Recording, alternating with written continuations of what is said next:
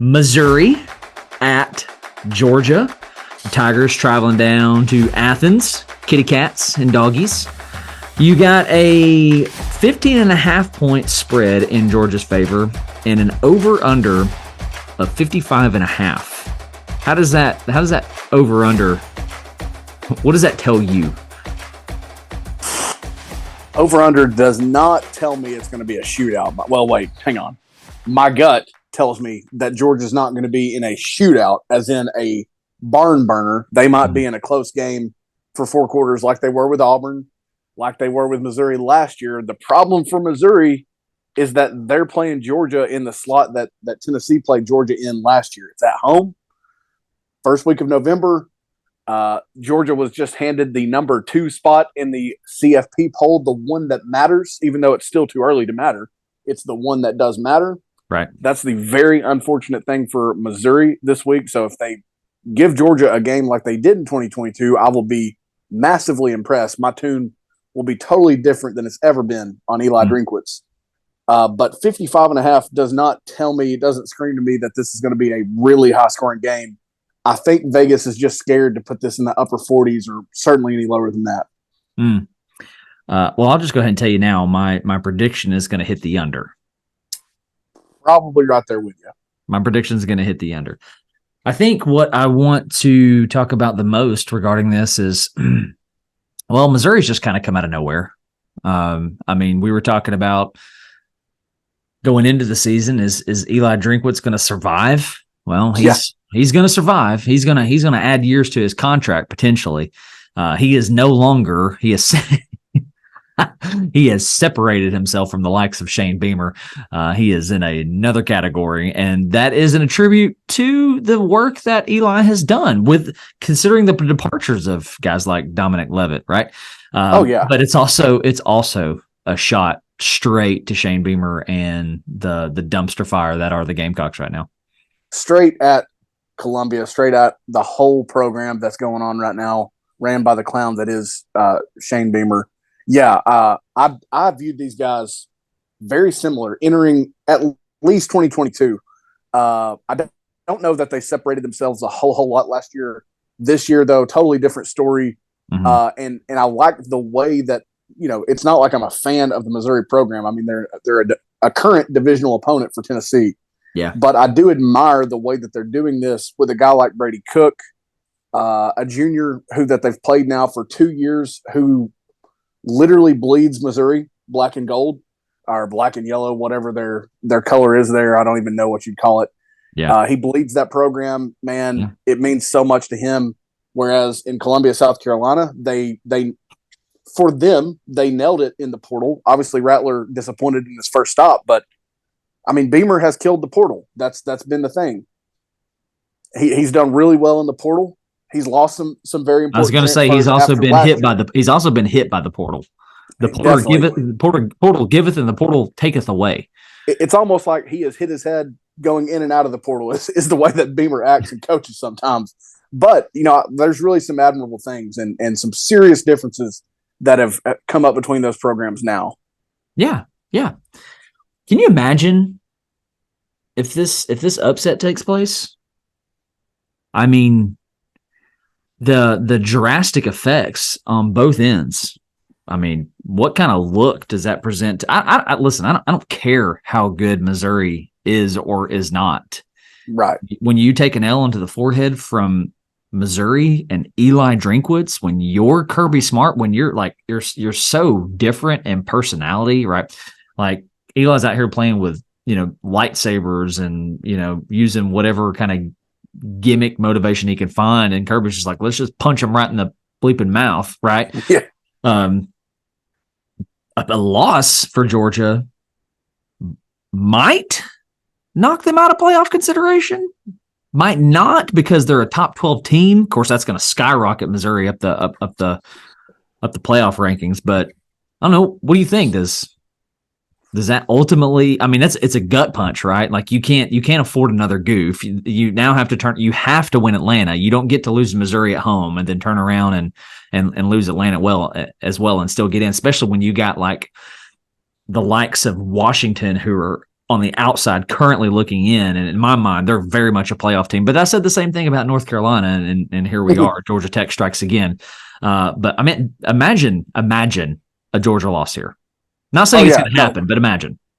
Yeah, and like it would be the wildest thing, just off the personalities that you just described between the head coaches and how they couldn't be more opposite, really.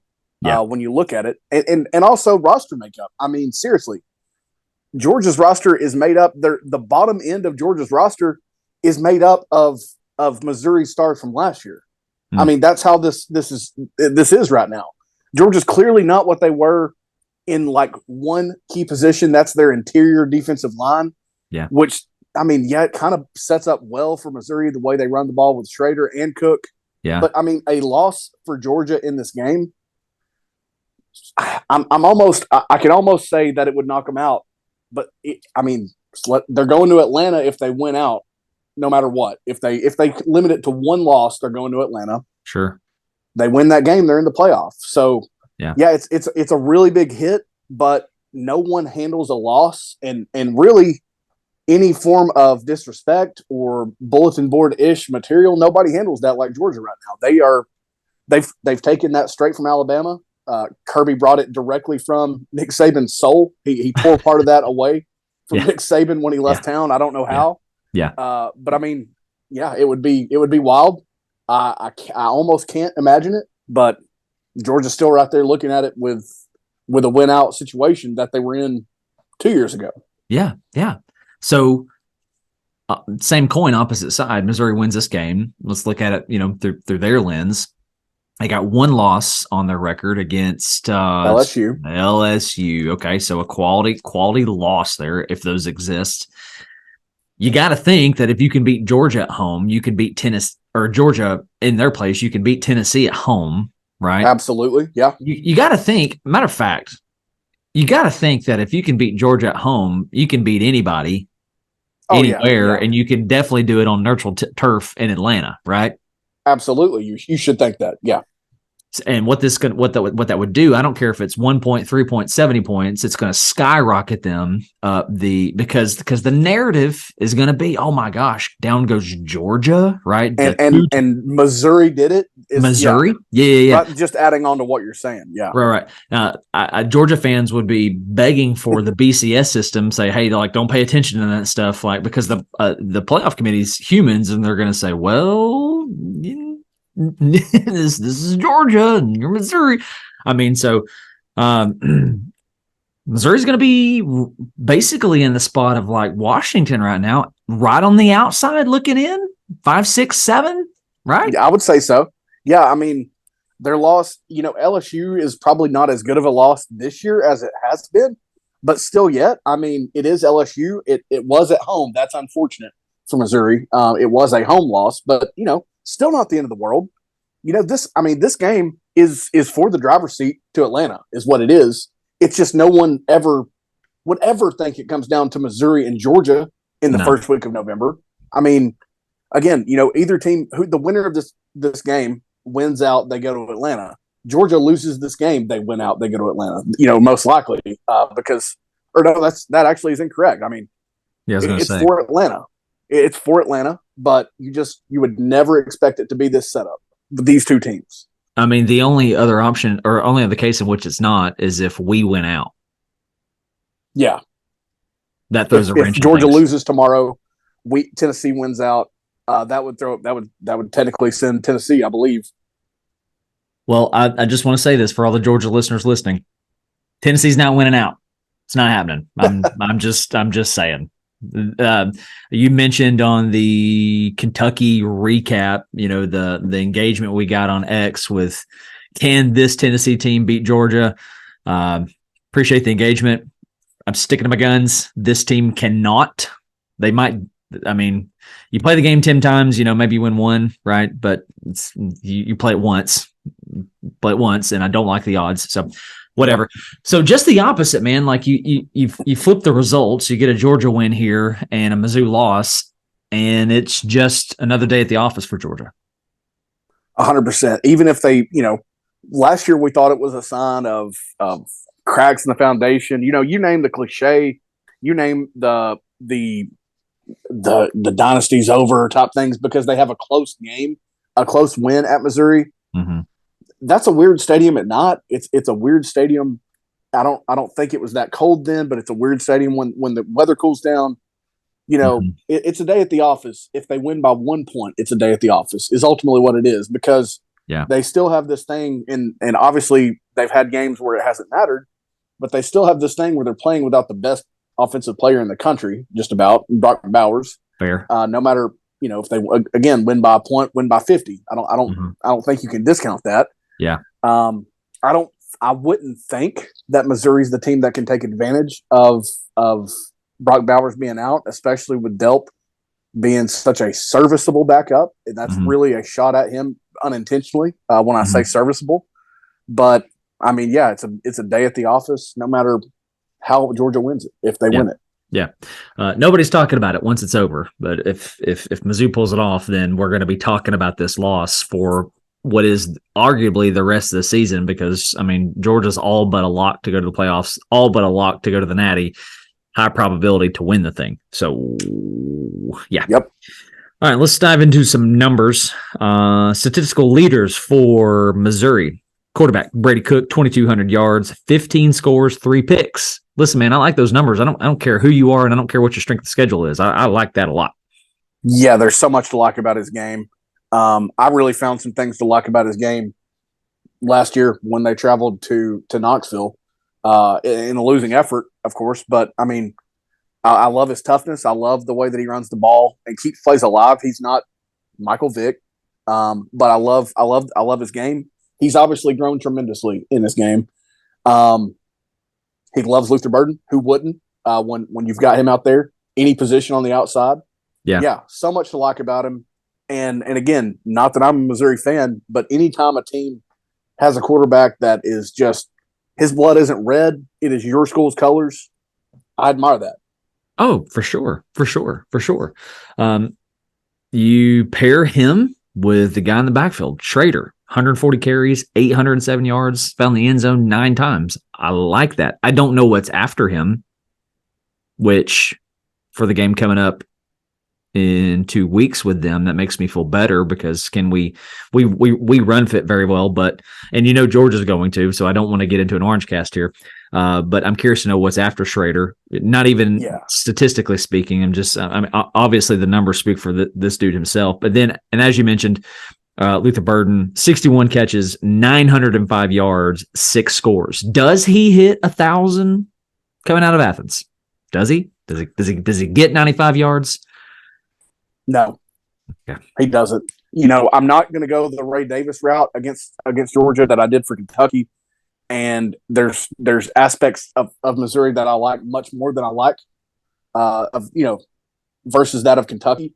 Mm-hmm. But for him to get 95 yards, I mean, if he gets 95 yards, I'm going to be wondering just how close this game was if Georgia won it. But he's going to get the attention of either when he lines up outside, the best cover corner that Georgia's got. Mm-hmm. When he lines up inside, just think about the dudes that are going to swarm if the ball goes his way. And obviously the ball has gone his way almost double the times of anybody else. So I don't like his chances to get 95 yards in Athens. I think this is going to segue us well into the final preview and prediction then. He has to get his in order to pull off this upset, right? I mean, no doubt about it. And Georgia is probably going to say, all right, well, we know you can run well, but we're gonna roll coverages and we're gonna do different things, and it's gonna be really hard to get the ball to Burden. But if Missouri is smart, they'll be creative in the ways that they get him touches, jet sweeps, quick screens, bubbles. Obviously you want the ball in the air beyond 30 to 40 yards because he's really good in that department. Yes, he is. But if he doesn't get his, if he walks out of there, let's say with a good amount of catches, let's say 7 to 8 catches, but the yards are around 30 to 40 and maybe 1 score, not good enough to get it done for the upset, right? Absolutely not. So if Georgia isolates Burden, who is going to be the one to step up? Who's going to be the one that we're that we're talking about that said, man, this guy was electric. And so my question is there a guy that we're talking about in that case? And if there is, who is it? Yeah, for me, I would say there's not. Just considering that Burden's got 25 catches more than the next guy, I know that they like Mookie Cooper. I know that they like Weiss, and I believe they can throw to their backs, that way. Yeah, I just don't like it. That's the bad thing about this is I like Georgia's ability to win in multiple ways. Obviously, yep. Missouri, I'm worried about Missouri if it can't be what they want to do. You know what I mean? If they have to revert to another attack or find something else, I don't like that because there's already so many things that I don't like when anyone plays Georgia. Yeah. But yeah, I mean, I just don't like the idea of Missouri having to go to Plan B or Plan C, you name it. I think that's going to get their quarterback killed if that's what it comes to, Brady Cook. But yeah, I mean, they've obviously got guys that they can try it with. Boy, their success really falls off to me if that's what it comes to. Yeah, I mean, I think it has to be Burden, and if it's not Burden, I think it has to be Brady Cook after that. And I just don't know if that is possible. I think Georgia's now licking their chops if they're saying you're going to put the game in Brady Cook's hands. Okay, cool. Let's play that game. We're down. We are down. All right. Well, let's get into the final preview and prediction of it. Again, you've got an over/under of 55.5, 15.5 in favor of Georgia. ESPN FBI has got this game 83.5% in the Dogs' favor. Michael Walker, what you got? 83.5 is so staggering when you talk about a matchup.